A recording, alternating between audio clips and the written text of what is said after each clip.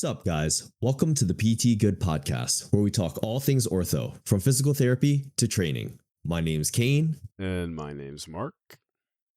So, Mark, what is on the agenda for today? Kane. What we'd like to discuss today is how to start running, how to get into a running program, whether you are a beginner, whether you haven't ever ran at all, whether you haven't trained running, or if you're more of a hobbyist runner looking to train for a certain event, you're an intermediate. We want to discuss how people can start to run in all those aspects, what kind of training we think can benefit their running, and how people can go about training to improve their running. So, Kane, why don't you start us off?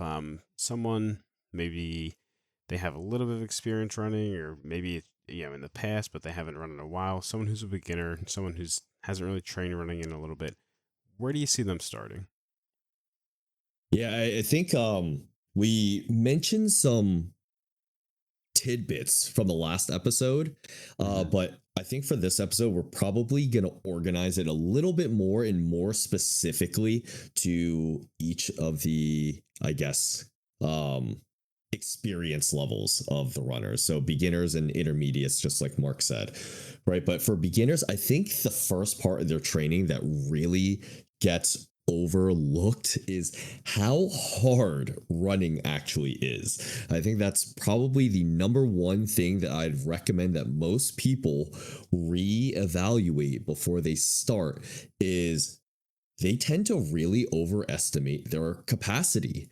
And that's one of the things that you just want to pick something that is easy enough to do and then continue to progress from there. I almost always tell my patients, clients, etc., people who want to just get started in exercising in general, pick something that you think is too easy for you to do and start with that.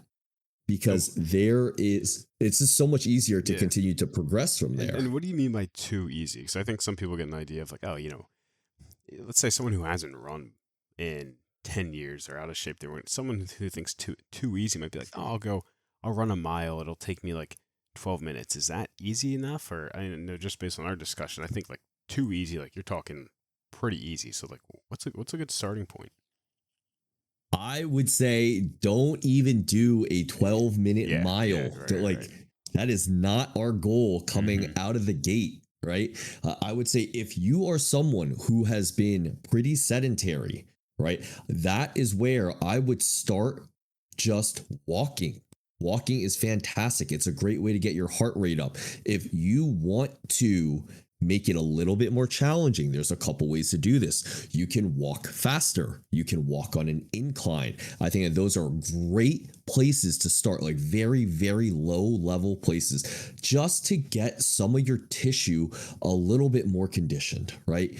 If you think that you are beyond that, if you've had maybe some experience running previously, and then you're looking to get back into it, or maybe you used to run in high school or something along the lines of that, and now you're like, oh, I kind of want to get back into shape again, right?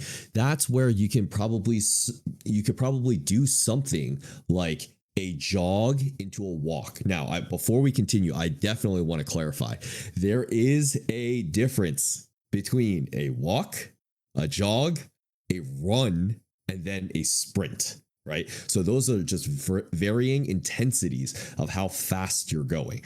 I will say that a jog is pretty much a fast walk with exaggerated motions, right? It's like that weird little shuffle that you see people do when they're trying to cross the street faster, right? That is pretty much a jog, right? I think that most people should start with a jog, something that looks way too easy, that you're practically moving at the same pace that you would walk at, but maybe just a tiny bit faster.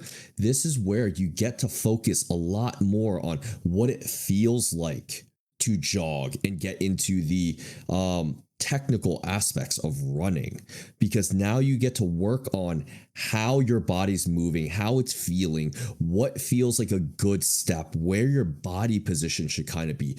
doing all these things when you're trying to increase your intensity, I think is kind of a recipe for disaster.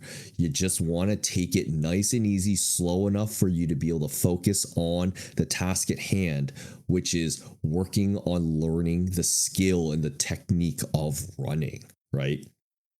Yeah, and then the skill will be developed through exposure, like you said. I mean, walking, good start, right? Maybe the jogging is just getting that rhythmical stride type thing. It's not quite a run like you talked about. The jogging, it's lower intensity, but it at least gives you you can start to develop the skill that is running when you're ready to get there. For sure. And like, there's definitely a couple of key things that I think are helpful when you're first learning how to run, right? And it's kind of just figuring out, like, okay, how should my posture be? Like, you definitely don't want to be slumped over when you're running or jogging or walking or anything.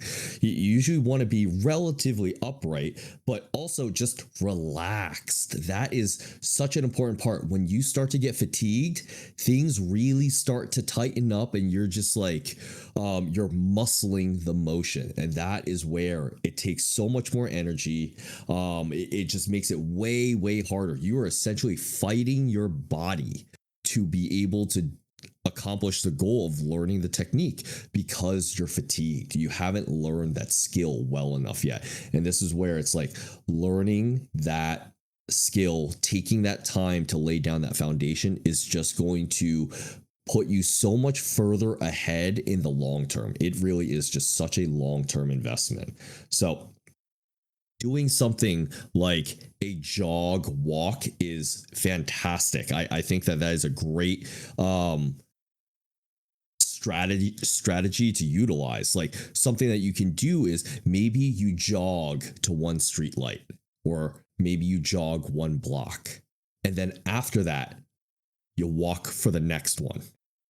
By that time, you should be relatively recovered, but not cooled down all the way, you know? Something like that is just like an easy way for you to constantly cycle through and see where you're starting at and be like, okay, this is pretty easy. I can start to do a little bit more. I wouldn't even worry too much about your intensity in the first place. Really, like, the big thing that a lot of people try to do is like they try to run fast and they try to get out. And by the end, they're like, oh my God, I am dying. Right. Mm-hmm. And that's where the talk test comes into play. And that's what we talked about previously on the episode, which is like, just being able to hold a conversation. Is your breathing labored or is it pretty relaxed? You know, and there comes a time and place for it. But for the most part, if you're just starting out, you should definitely be able to pass the talk test. Right. So, like you talked about, almost not necessarily tracking or quantifying distance, but you said between streetlights or stop signs, something like that. So you're giving someone the training variability where they can, okay, you can increase your speed between these landmarks. You're not, at this point, do you find that people really need to strictly track their perceived effort or volume, intensity? Are they tracking distance at this point, or is it just something like, hey, you're getting out there, you're testing the waters, you're feeling things out, and you're going to see how it goes, and then it's going to give you some room to progress? Like, if someone's really starting to run, do you just want them out there doing stuff, or are people tracking things at this point?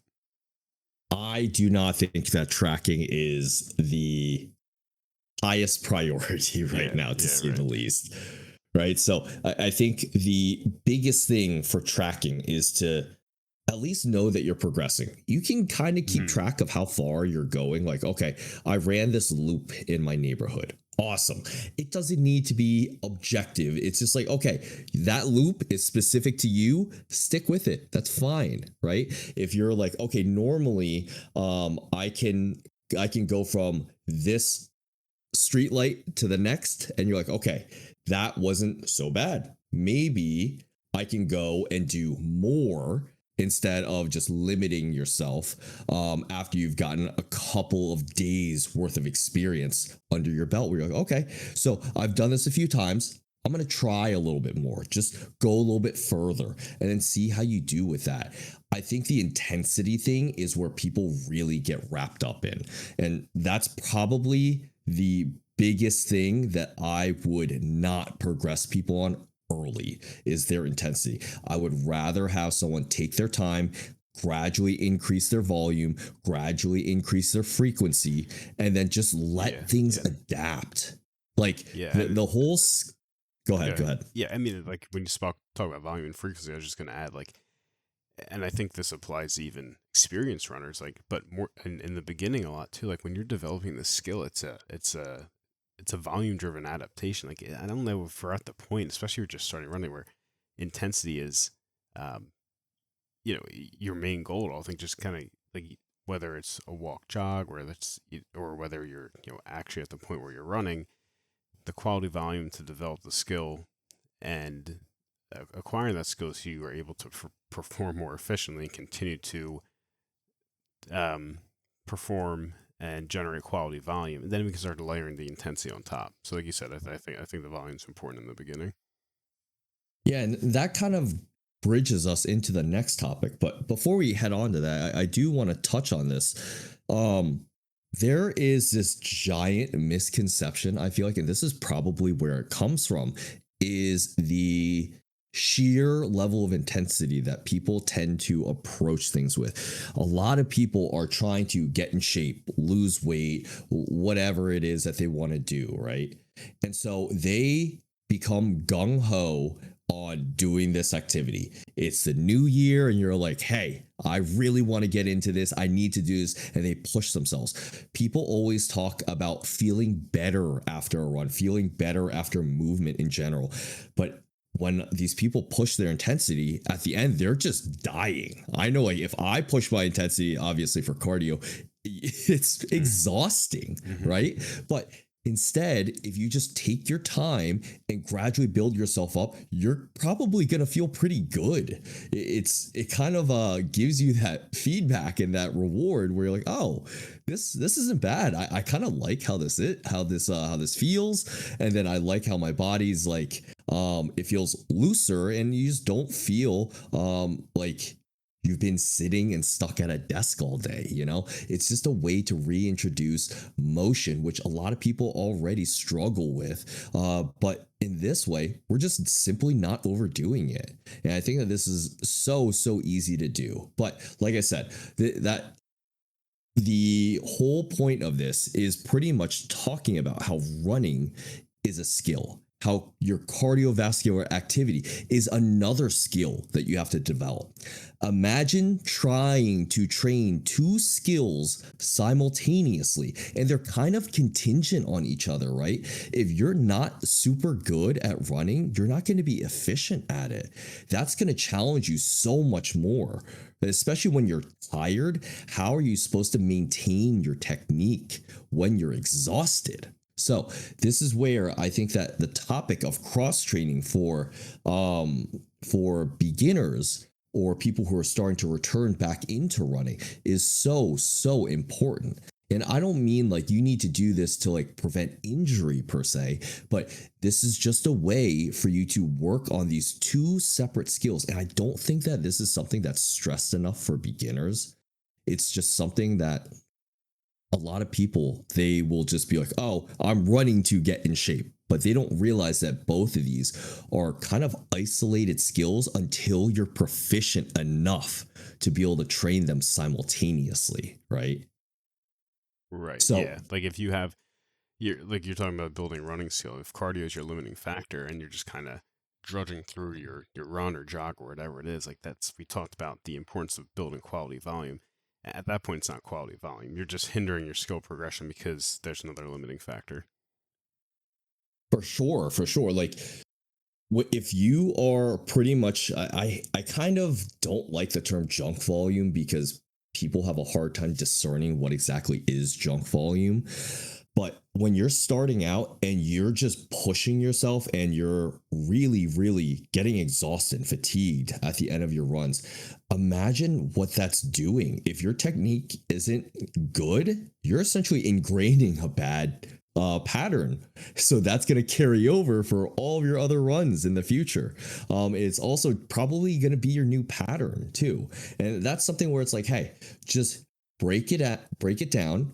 Focus on training the two separate skills, get better at the both of them, and you will probably notice that you're going to do a whole lot better. But I know I said that cross training isn't necessarily for the injury prevention aspect here, but I gotta say, it kind of is too, because running, like we mentioned previously, is just such a high impact and repetitive activity, right? Even if you're running like a couple of times a week, just think about the sheer amount of steps that you're getting in every single time that you're running or jogging, right? Like this isn't something that I would say is like something you can haphazardly jump into. It's really something you should build up. Right. Yeah. And we're not saying that, we're not trying to fearmonger running in any way, but, the purpose of the episode is just to give people an idea of like, if you want to make this something that you want to do for an extended period of time, develop it as a hobby for, health reasons, whatever it may be, there's probably a best way to do it. Right. So when Kane talks about cross training, just preparing your body, or at least varying your training enough so that you have the capacity to further develop your running skills. So as you increase your volume, increase your intensity, you are able to increase the longevity of your running training. So, Kate, why don't you, like you mentioned cross training, we talked about the potential benefits. What's it look like for a beginner runner? I think that a bike, I like an upright bike, an assault bike, or an elliptical, these are fantastic places to start. They're low impact, they're super easy to do.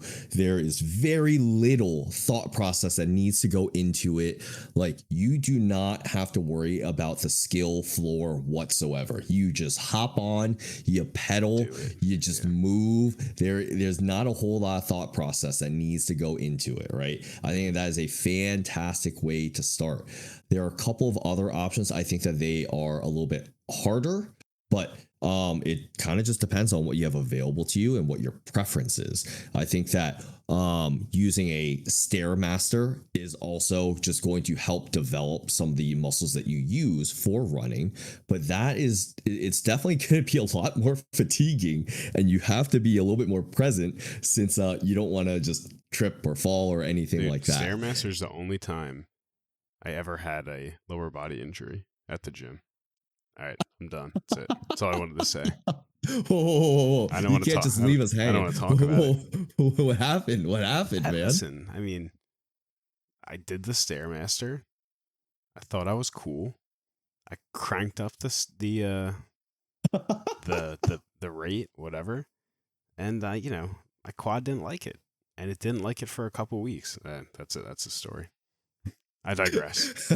It's definitely happened before where I've hit the Stairmaster after leg day and I just fully cramp. I've definitely fallen off the back of a Stairmaster because I overestimated how fast I was going to be able to go and did not anticipate my legs completely cramping up on me. Please, anyone listening, heed our warning. You've been warned. Right? So please do not be buffoons like Mark and myself. But the other activity that I think is really, really good, but it's also pretty technical as well too, would be rowing. I do think that rowing, it still involves your entire body. I think it's fantastic. I think it's a super, super effective. The only thing is you have to get the sequencing down. It is not something that you can really just jump in and just like hammer away. I would probably watch a couple of videos and see how people are doing this so that you can do it a little bit more efficiently and more effectively as well too. Yeah, so we have a skill component with that versus the previous described like bike, elliptical, right? A little bit more technical with the rower, but still a good option. There are other options that you have, but I just don't view them as being as specific because they'll use your upper body more. Like a ski erg, for example, I think is just like it's great exercise. It's just that it's not going to use your lower body quite as much. There's also, I think jumping rope is a fantastic way of training, like a modality that you can include with your running training because it pretty much preps your tendons. But I think that that is definitely more for the intermediate people, or What if it's about something that you just really love. what about a hula hoop? Oh my god, dude. Shut up, Mark. Okay. A patient brought So me one the other day. I didn't know what I was supposed to do with it. Right, anyway. So I think that all these things are just going to help break things down for you so you can continue to refine on your actual cardiovascular capacity. Like that's so important. If you are able to keep a high capacity, when you go into learning how to run, you're going to be able Mhm. to sustain that for longer. It's just going to be so much easier for you to do that, right? Yeah, So absolutely. that's pretty much the biggest takeaway for this is just making sure that you're breaking it up and then just working on both skills and treating them as that. Like, don't disrespect the activity of running, but instead do it some justice. Make sure that you're giving it its due diligence and understanding that, hey, it is a technical skill. And also that your cardiovascular activities or capacity is probably fairly limited if you're like a majority of people, right? Now, Right. that kind of brings us on to the next topic, which is how do we kind of prep our bodies to avoid a lot of the common overuse injuries that we talked about on the last episode?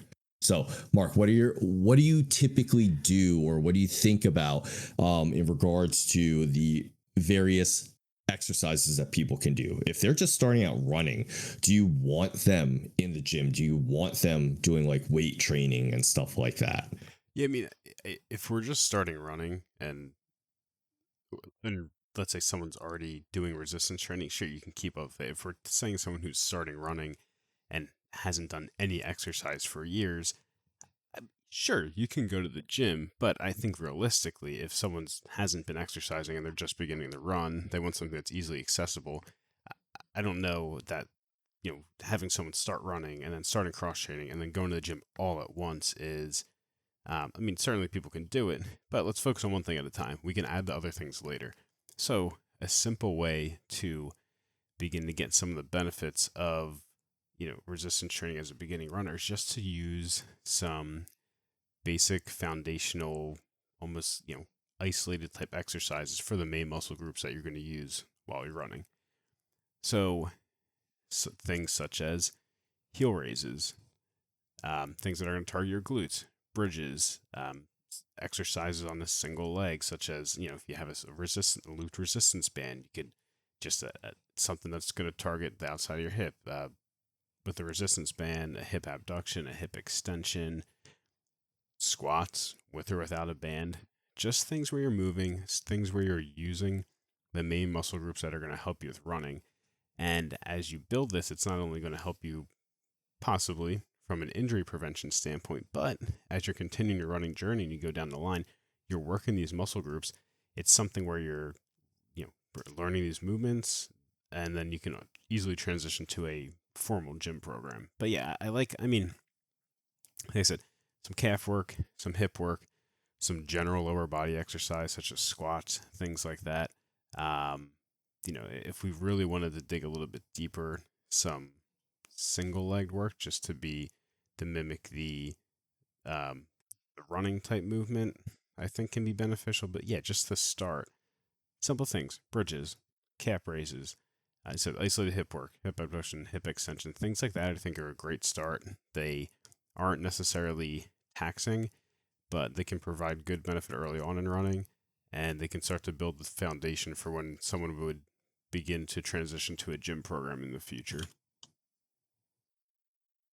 Yeah, so I think like everything that Mark said, I definitely agree with. The things that I would really emphasize, I think, are the calf raises, right? Like we talked about previously, running every single step is pretty much a calf raise. I think that's super, super important to hammer. If you're just starting out, working on just like, your double legged calf raise is a fantastic place to start from. From there, working on coming off of a step, I think is another good progression. But ultimately, you want to get to being able to just straight up bang out single legged calf raises without support, without any like assistance. That is overall your end goal for that exercise, is being able to do those like consecutively, weighted even, or anything along the lines of that. Progressing it is going to be so, so important. Now, the other things that Mark said I think are also really good, right? Like squatting is going to be fantastic. You're just essentially prepping your quads. You're prepping a lot of these different muscles and tendons for the sheer repetition and load that running comes in, brings along with it.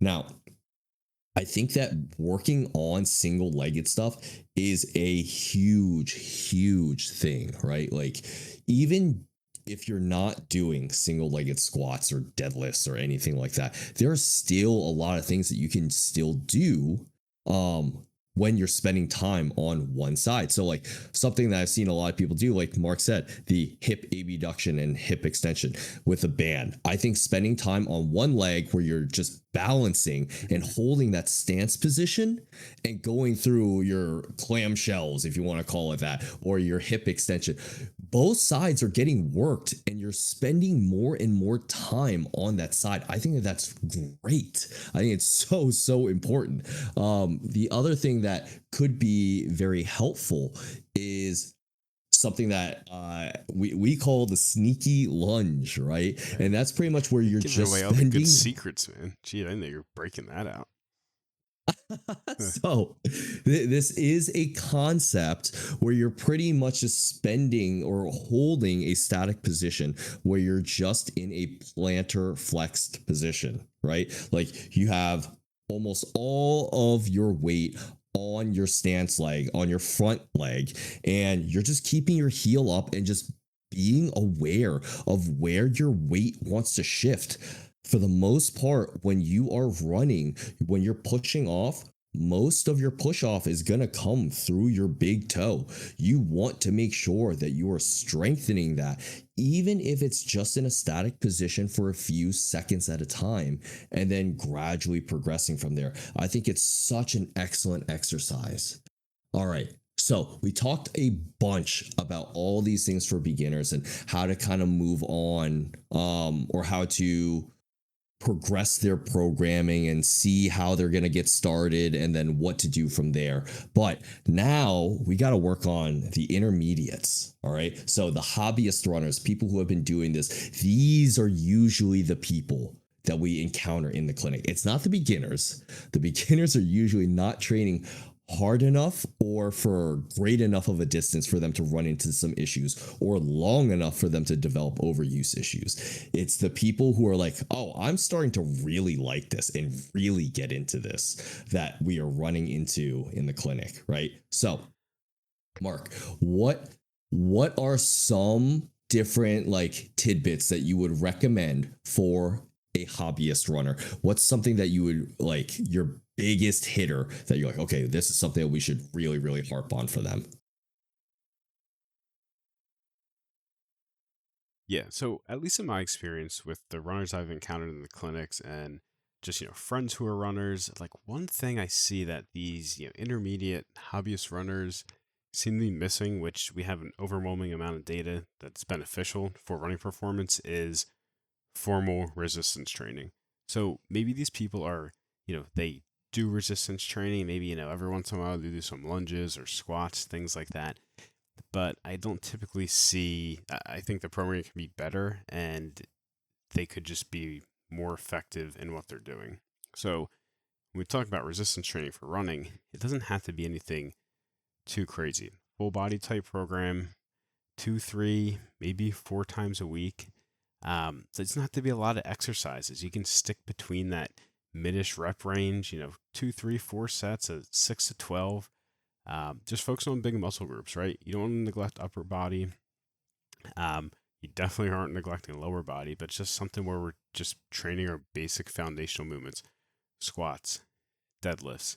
Um, you can get into other kind of more explosive lifts, stuff like that, some cleans, um, jerks, things like that. But I think if hobbyist intermediate, maybe you haven't done a lot of resistance training, basic compound movements, moderate-ish rep range, have an idea of how you want to progress, right? It shouldn't be so taxing that it affects your running. We want to be in that sweet spot where like you're recovering, it's taxing enough that you feel like you're adapting, you're able to progress your resistance intensity volume with the resistance training, but it shouldn't be so much that it's affecting your running.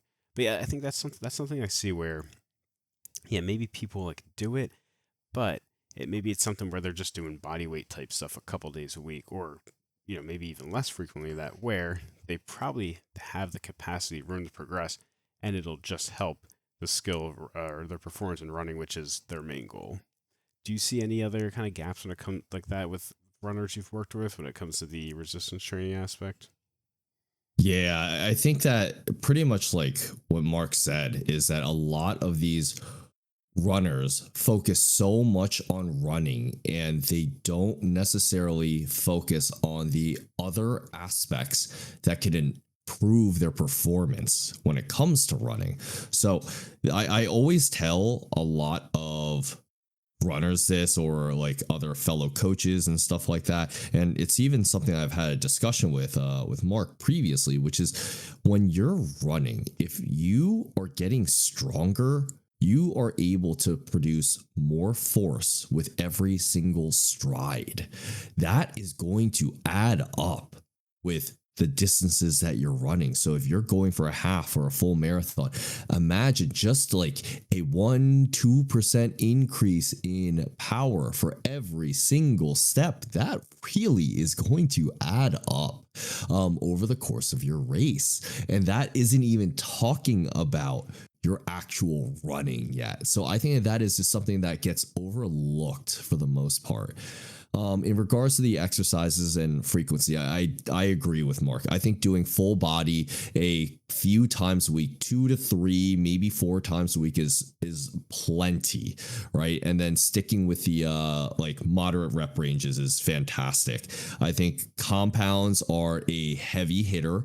I think doing your accessory or your isolation work is also going to be great, just to make sure that you're hitting the problematic areas that we talked about, right? Like your glutes, your quads, your calves, and your posterior chain. Your posterior chain is so vital in maintaining your posture when you're running. You do not want to be slumped over when you're running. You need to make sure that you're able to maintain it. You're able to maintain your technique for the duration of your run. I think that is super, super important. And then also definitely at this point, progressing your single leg training. Like I said, each and every single step that you take, you're spending time on one leg. You should get pretty proficient at a lot of single leg exercises, making sure that both sides are relatively equal. Now, the one thing that I definitely want to expand on was, and Mark did say this, is that for a lot of intermediate people, they may have already started to add in a few exercises. But just like in the last episode that we talked about this, a lot of these exercises are their standard rehab exercises that they may have been doing as beginners. This is where you can either progress them and make them more difficult, make them more complex, and now they're part of your actual resistance training program, or they are now part of your warm up. These things, if you want the extra reps, the volume, you can definitely do it as part of your warm up if it just helps you to feel better. I think that's a really, really good thing to do. It's just like you're able to continue your maintenance work essentially, and then continue to progress in the lifts that you're prioritizing that are going to be your heavy hitters for improving your performance when running. This also, I think this is something that I failed to mention in the beginner section, which is having those basic exercises. Those can be done on your off days. They can also be done as a warm up for your normal training days too. These things are, it's not like you have to keep them separate or like that they're going to necessarily interfere with each other. You're mostly finding different variables that you can push to ultimately further your goal of just becoming a better runner, right? So, Mark, is there anything else that you want to add on to for like the resistance training? Well, I like what you said at the end there when it came to like these don't necessarily have to be done on separate days, especially when you're starting off. Like you might want a full recovery rest day in between rather than doing something every day, right? I mean, on the other hand, when it comes to planning out how you're doing stuff, maybe you want to just do a little bit every day to keep the ball rolling. So yeah, if and like you said, especially like early on, if you're just doing these kind of rehab body weight type exercises, yeah, they can be done as a warm up. They could be done just to as a warm up to get things going. But you don't have to be. It can be done on the same day. I like the point you made there. The other thing that I had never thought about too is the regarding the posterior chain work is the maintenance of the posture while running. Like we talked about we didn't necessarily talk about the running technique, but how, just maintaining good posture is going to make your running more efficient. I just wanted to point that out because I thought it's something I hadn't thought about. And I think it just further emphasizes the point that we're trying to make regarding the importance of resistance training for running performance. But yeah, I don't have too much to add for, I say, this hobbyist intermediate runner when it comes to resistance training. I think just doing it and doing the right kind of movement. It doesn't have to be this, prolonged session where you're in there for an hour and a half, 2 hours. You could probably get it done in 30 to 45 minutes if you're picking the right exercise, getting the most bang for your buck um, with the compounds, and then just working in isolation stuff as you feel necessary. But yeah, I think overall, I think it can implementing this to help running. It's simple, but it's extremely effective. And the one thing that I will say, in addition to the time component that Mark mentioned, is actually that as runners, you guys are probably going to have a decent aerobic capacity. Your ability to recover is going to be there. You're going to be able to push yourself. If you think that running is fairly difficult, you are right. It is not easy. Any form of aerobic activity, I will say, is a million times harder than lifting is. And this is from someone who lifts all the time. Lifting is not hard because it's so short. You just suffer for a few seconds and then you're done, right? You guys are going to have a much sturdier base to recover from. It will not take you nearly as long to push really hard on your sets, focus on your strength and your power, and then within, I'd say, like a minute or two, probably, you guys are going to be good to go again. So that is going to cut in on how long you're going to be spending in the gym. But at the same time, make sure that you're resting enough that you're able to progress your strength. That is the point of you being in the gym and doing resistance training. It's not to work on your cardio, it is to work on your strength and performance in that aspect, right? So that's just something I think is like super, super important for a lot of endurance athletes, that they're like, oh, I have the recovery capacity, so I'm just going to push, and not actually give myself the adequate rest, because this is the feeling that I'm used to. If it feels like it's like pretty easy, I think you're probably doing it right in regards to like how tired you're feeling after. But your training in itself should definitely be fairly hard. Like it's going to be difficult while you're going through the set, but recovering for you guys, I think, is going to be no problem. Yeah, right. I mean, separate goals, and what you have to do to drive those adaptations are different. So, yeah, take breaks. It's, we're not. This isn't a race. All right. What else you got, Kane? So What else you got for the intermediates? So I do think that core work becomes a lot more important here. This is something we didn't really touch on for the beginners, but man, I cannot stress how important good core training is going to be for runners. And man, I remember back in the day when I ran track and cross country and stuff like that, the extent of core work for us was doing a few Russian twists, doing a couple of planks and side planks, and maybe you do those, like, I forget what they're called, but you do these leg lifts where there's a person behind you, they push down on your legs, and you have to resist it. Wait. I got it. What about like on the decline sit-up machine and someone punches your abs? Oh my god. Okay. That has some application, but I don't think so for runners. I think a decline sit-up is fantastic, actually. I love it because it's something that's stable and you can load, but you probably don't need to be Rocky. So okay.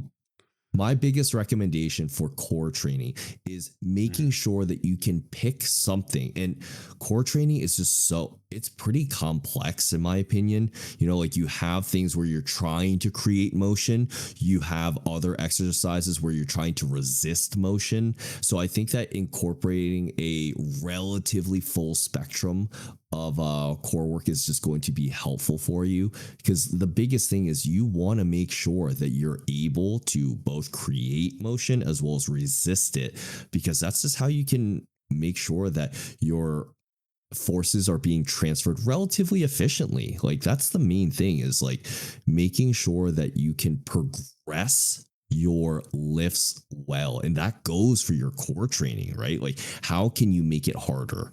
So if you're doing a hanging leg raise, maybe you start off doing like hanging knee raises, and from there maybe you can only get to 90 degrees, maybe you can't even get there, that's your goal, right? And from there you can go higher, maybe you can work so that you start to go up into a tuck, and then from there maybe you can start doing full hanging leg raises, and from there maybe you can start doing like toes to bar or whatever you want to call them, right? So things that you can continue to progress, that is what I think those are usually the best types of exercises for people. If you're picking something that does not have a whole lot of ways to progress, or it starts to get really awkward as you move up in weight, like a Russian twist, for example, if you just progress that in weight, you're not going to be able to move it, because you're not going to be able to hold on to the weight very well. It just becomes cumbersome. So finding different ways or different exercises that are easily progressible, I think is probably going to be the biggest challenge for people. Like a huge favorite of mine is doing stuff with a landmine. Any rotational work with that is going to be fantastic. Anything where you're working on almost like a push, like a push press with a twist, I think is going to be really, really effective, because now you're actually training an entire side of your body to be more explosive if needed, right? These things are just going to help you learn how to generate more force. And you're hitting all those groups we talked about from the rehab standpoint, and now it's transferring to performance. You got with hip, Achilles. I mean, you're adding upper body stuff, the rotational core thing with that kind of movement, right? For sure. I think that is just such a heavy hitter, right? All right. So I know you asked me about like other things for intermediates. You mentioned that resistance training is so important for you. I think one of the biggest things that I'm seeing for these runners is essentially managing your training, right? Like we talked about load management previously, and this is where it's like, okay, if you are really pushing the boundaries of your performance, this is where you got to make sure, like we talked about previously, I'm not going to dive super deep into this, make sure that your lifestyle factors are being addressed. What's your sleep like? What's your diet like? How's your work-life balance? How are all these stressors? Are you recovering well in regards to your running and your lifting? As things progress in one, you're probably going to have to regress in other aspects. But For the most part, I think that people are fairly resilient as long as these lifestyle factors are being accounted for. So I think that if you are on top of all those things, you should be able to manage a healthy dose of both your training, like resistance training, as well as your actual running. But with that being said, I think that the other thing that people tend to get wrapped up in is once again the intensity aspect, man. Mm-hmm. Now you've gone from beginner to intermediate and you're like, oh, I know what I'm doing. I can run for longer now. I can run faster, right? So let's push that. Do you find that you run into similar issues in this type of population? Yeah, like I've had patients training for halves and they're kind of like, they're I ask, like a certain person, or actually there's both of these people, for whatever reason, their program was very similar. Maybe I don't know if they found online or whatever, but it was, you run 2 days a week and you essentially are just running close to race volume each time. And then the pace is just like self-directed. Oh my God. I don't know. It's just really odd, but, yeah, like you can get pretty far. And I think this applies to any kind of exercise.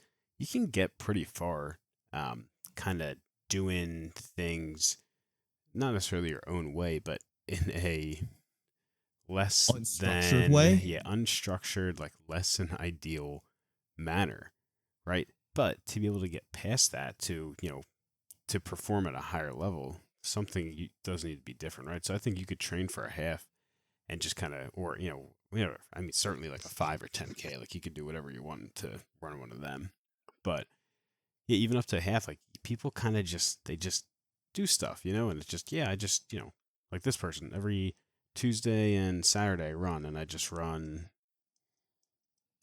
basically, 10 to 13 miles each time, and whatever, I just make sure I do it, and that's cool. It worked for them, right? But I think clearly there's a better way to approach it when it comes from a programming standpoint, and regarding the load management, like it was manageable for them, but I don't necessarily know if they were to try and improve their pace or performance, if that kind of programming, I think they would run into issues, right? So they didn't really have room to progress because you could just basically have 2 like max effort-ish days. I mean, yeah, the pace was variable, but like Kane talked about before, you want room to progress, right? Like, and I mean, in this stage, you're probably gonna have hard days and easy days, right? But you need to have some kind of progression scheme. You have to have an idea of where you're at, where you want to be, and then how you're gonna get there. So I do see that in this population as well, where there's a little bit of a knowledge gap there, which is people have, they've run or they have been running, they've gotten so far, it's been working, and then it kind of plateaus and they don't really know where to go from there. And maybe they try kicking up the intensity, and then they run into some issues, and then they end up in the clinic, and then you have a discussion about, okay, what's your frequency looking like? What's your program looking like? How do you know when to progress, right? And then you can start to dig a little bit deeper, and you see, okay, maybe this person needs a little bit of help or guidance on that specific aspect. Yeah, so this pretty much ties into the issue that I find that most intermediate and hobbyist runners run into is their lack of structure when it comes to their actual training. So Mark already talked about a lack of structure when it comes to their resistance training, but the same thing can be applied to their actual run training as well too. I'm not here to say that I am the greatest runner or running coach or anything like that. I'm not here to create a program for everyone. This is not necessarily my area of expertise, but what I will say is that if you are not varying your training or keeping a lot of your training at sub-maximal levels, you really are doing yourself a disservice, because the biggest thing for when you're running is you need to accumulate your mileage. This isn't something that you are just trying to fast track. It is very difficult to do so. The second thing that goes on top of that is not only can you not accumulate your mileage like very quickly, but you also need to make sure that your training speed, your intensity, that is not something that you can really rush. That needs time to develop and to pick up as well too. So that's where having varied training is so important. When you're going on your long, slow runs, make sure that you're like actually keeping track of your pace. Make sure that you're able to pass your talk test, right? But also, if you're keeping track of your baselines on these longer, slower runs, you know how fast your pace should be, or at least how slow it should be, I guess. And then your distance is appropriate as well too. Make sure that these are things that are being increased or decreased as you need in preparation for either your competition or whatever your body's telling you. Then there's other different ways of that you can change your running. You have interval runs, you have tempo runs, you have fartlek training. I think all these things have their time in place. So it's essentially just varying your actual aerobic work versus your speed work. And then it just depends on the distance that you're going, right? Like these are all things that help to break up the monotony, but also just helps to train your body in different manners. Maybe you can't sustain interval runs or tempo runs for a long period of time. That's okay. That's where you break it up, where you have maybe a couple of hard days and then you have a couple of easy days interspersed in there. And that is how you work on managing the load and the stressors from your programming. You need to make sure that your training is as hard as you can recover from. If you're unable to recover from it, it's probably too much unless you're looking to push past that. And that's where you're probably going to need to taper off. So if you're about to prep for a race, remember that as you're pushing your pace, pushing your intensity, pushing your mileage, there needs to be a taper. There needs to be a deload because you're ultimately looking to improve your performance, right? Yeah, so that's going to come at a cost. You're scaling up that intensity variable. If you don't begin to taper, then your recovery is going to get affected, or you're, like you said, you're at past a point where you're going to be able to recover if you maintain the same amount of volume while you scale intensity. Something has to change, and that's where the taper comes in. And I like when you talked about the training variability because, like you said, maybe you have a day where your pace is higher, you have the easy run, and then you have the resistance training days built in as well. These are all, it's kind of like it's essentially built-in recovery, right? So if you're taxed from like an intense like high-paced run, okay, maybe you have a day off, and the next day you have resistance training. The day after that you have your long run, right? So it's not like you have multiple days in a row where you're taxing the same systems, right? You have that variability that gives you built-in recovery while you're staying active. Yeah, so I think that for a lot of these things that we're talking about, I know it sounds like a lot, but for these people, for intermediate and hobbyist runners, these are people who are usually way more committed into their training. And this is where I just want to make sure that people understand that you are trying to find as many resources as you can that are going to improve on your end goal, right? And that's where being committed to your sleep, being committed to your stress management, your dietary habits, making sure that your training is in check, making sure that your resistance training is accounted for. All these things are just going to help give you better results, right? So they're all different things that you can do to help improve your performance. Now, there is one last thing that I want to touch on, and it's something that we talked about previously, but please, for the love of all that is good in this world, work on your plyometrics. It does not have to be anything that's super crazy. It does not have to be anything that is maximal, right? It does not need to be maximal effort whatsoever, especially in the sport of running. But you need to do something, right? I usually say that mid-range stuff for plyos is going to be fantastic. Things that are relatively low to middle effort where you're not, let me put it this way. If you're looking to work on your jumping, your hopping, your landing, etc., right? These things need to take place within the 25 to 75% range. They do not need to go to the 90 plus range, right? You definitely don't need to go to the 100% max effort range when it comes to plies for your sport. It's mostly just developing the ability to withstand those forces and to generate more force, but repetitively. That's the main thing, is you gotta make sure that you can withstand these activities. They're just going to help you be able to perform better. Now, when it comes to some of your lower level plyometrics, like if you're just working on some easy bounding, easy hopping and stuff like that, all these things, like you've seen people do their dynamic effort, like their dynamic warm-ups, right? They'll do their A skips, their B skips, they'll work on some striders, they may add in some jumps and stuff like that. Those are all relatively low level things that just give you those reps. Like that's what you need at this point. You're not an explosive athlete per se. So this is just making sure that you're being specific in the skill that you're looking to improve on. I think that is just so important. And there's so many ways that you can break this up. Like I said, you add it in for part of your active warm up.